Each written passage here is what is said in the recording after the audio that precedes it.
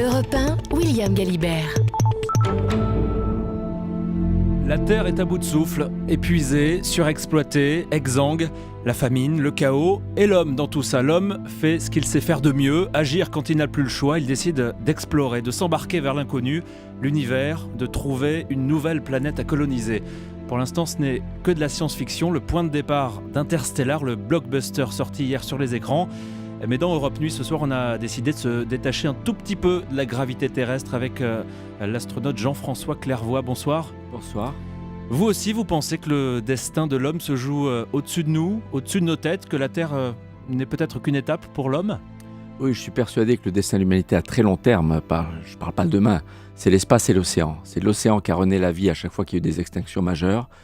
Et il faut apprendre à vivre ailleurs si on ne veut pas que l'espèce humaine disparaisse un jour pour toujours sur Terre. Parce que largement avant la fin du vivant sur Terre, l'espèce humaine aura disparu sur Terre.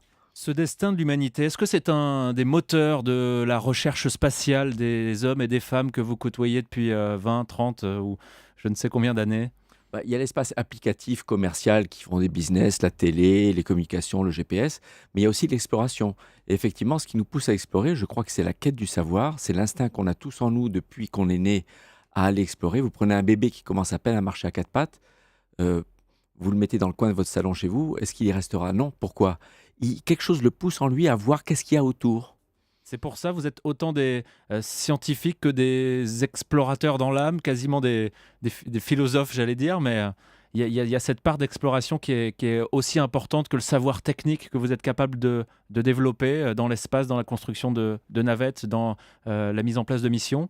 Alors, il est certain que tous les astronautes ont quelque part en eux le goût de l'aventure, de la découverte, de l'exploration. Mais c'est valable aussi pour les explorateurs du plus profond des océans, de l'infiniment petit des particules physiques, quantiques. Mais aussi, effectivement, les astronautes vont là où on n'est jamais allé, comme disait le capitaine Kirk, que j'aime bien citer, pour voir ce qu'il y a, s'il y a des choses intéressantes, des leçons à tirer, des ressources, des zones où on pourrait peut-être s'établir et apprendre. Mais à très long terme, ce n'est pas un problème qu'on a à résoudre maintenant. Mais si on veut que l'espèce humaine ne disparaisse pas totalement, ne serait-ce que pour des raisons naturelles de cataclysmes cosmiques ou géologiques, tectoniques, climatiques, il faut apprendre à vivre ailleurs. Donc ce film pour vous, Interstellar, que beaucoup de gens sont déjà allés voir depuis sa sortie hier, est finalement assez crédible dans son raisonnement, dans le fait d'aller toujours plus loin, de chercher un nouvel endroit où s'établir ? Ah oui, bien sûr. Moi, j'aime beaucoup ce film parce qu'il y a deux histoires parallèles, une au sol et une dans l'espace, une sur Terre, une dans l'espace. Et ça touche des sujets qui me tiennent à cœur, comme la survie sur Terre, l'évolution du vivant sur Terre et de l'espèce humaine en particulier, l'astronautique qui est assez bien représentée sur les questions de rendez-vous, les problèmes techniques, le problème de redondance, de secours, de protection contre l'environnement extrême. Il y a des questions de cosmologie einsteinienne, comme on dit, avec les décalages du temps quand on voyage à des vitesses différentes dans des univers parallèles. Et ça, c'est très bien modélisé par la physique d'aujourd'hui qui décrit notre univers. Donc, il y a beaucoup de réalisme, même si on ne sait pas encore aujourd'hui maîtriser les technologies qui permettent de voir de faire ce qu'il y a dans ce film. C'est un film qui pose plus de questions que Gravity, qui se passait déjà dans l'espace, mais qui était plus, j'allais dire, un gros film d'action avec des explosions dans tous les sens. Oui, Gravity, c'est un film de survie dans l'espace, très linéaire au niveau du scénario, mais avec une expérience sensorielle qui est extraordinairement réaliste au niveau du visuel, de l'acoustique, de la vue de la Terre, des vaisseaux, de la pesanteur, les mouvements, très très réaliste.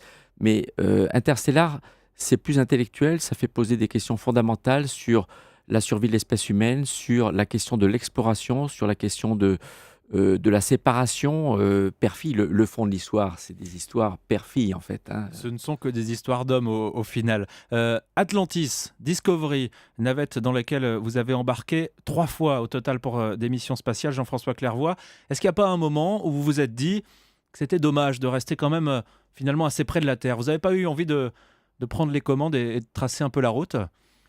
Ah oui, alors je peux vous dire, d'abord, je serais bien resté plus longtemps parce que on se sent très rapidement bien, mais vraiment très bien. Comment le corps savait-il comment s'adapter pour qu'on puisse continuer à travailler, à vivre, à réfléchir normalement ? Et on se sent bien et on a envie de continuer à explorer cet environnement. Mais la Terre est effectivement très proche. Et quand je pense et je rencontre mes collègues qui ont marché sur la Lune, je les vois et je redeviens un petit garçon, mais vraiment en admiration, parce qu'eux sont allés 1000 fois plus loin que moi.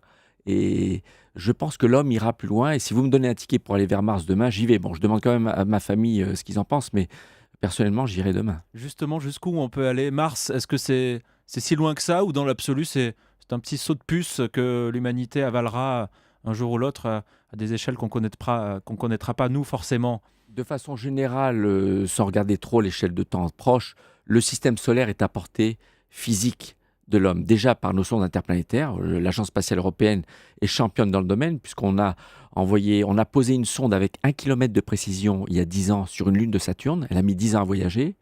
Et là, la semaine prochaine, on va se poser sur le noyau d'une comète à 500 millions de kilomètres, une sonde qu'on a lancée il y a 10 ans. Donc, pour explorer le système solaire, c'est plusieurs années, une dizaine d'années.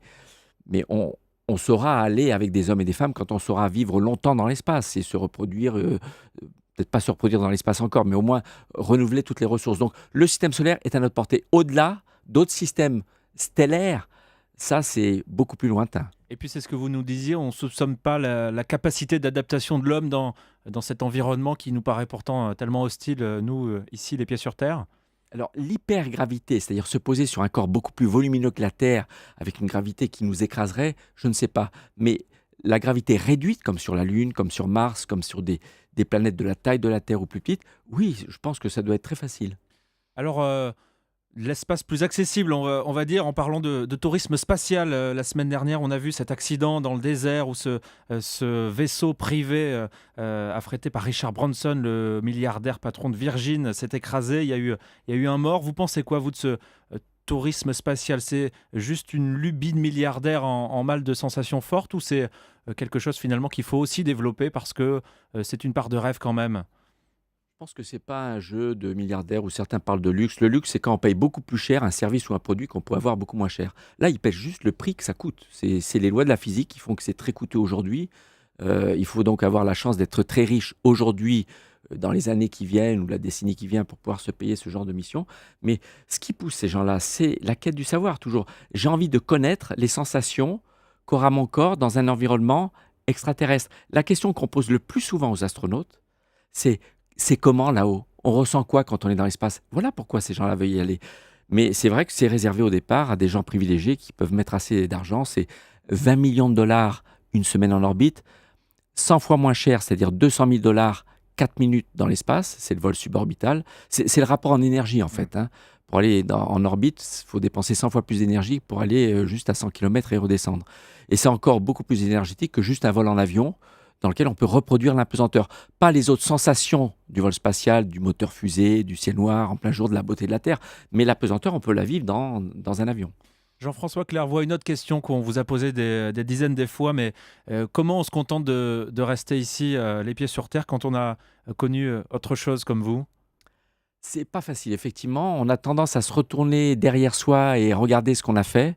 D'ailleurs, ça m'arrive de regarder des photos de mes vols et me dire Ouah, c'est moi qui ai fait ça. J'étais là. C'est comme dans une autre vie. Mais c'est vrai, Hubble, par exemple, je me dirais, le jour de ma mort, j'y étais. Réparer le télescope Hubble pour la science, pour tous ces scientifiques qui exploitent les données et font avancer la connaissance de l'univers, de nos origines. Mais effectivement, je pense que quand on raisonne un peu plus, notre devoir, c'est de témoigner. Nous sommes des aventuriers, oui, mais nous sommes aussi des, euh, des, euh, comment on appelle ça? Ce sont les éclaireurs. Nous sommes des éclaireurs. Nous allons et nous devons revenir pour témoigner et pour aussi inspirer les jeunes. C'est très important pour les motiver pour choisir les matières scientifiques et les motiver pour les pousser jusqu'au plus haut niveau qui est le PhD. Quand vous regardez les courbes du nombre de diplômes de doctorants aux États-Unis délivrés en fonction du temps, en même temps que la courbe du programme Apollo, du budget d'Apollo, elles sont totalement corrélées. Le programme Apollo a engendré une énorme génération de scientifiques et d'ingénieurs de plus haut niveau qui font la puissance industrielle des États-Unis aujourd'hui. Le rêve engendre la science. Jean-François Clairvoy, astronaute, membre de l'Agence spatiale européenne, président de Novespace. Merci d'être passé nous voir dans Europe Nuit.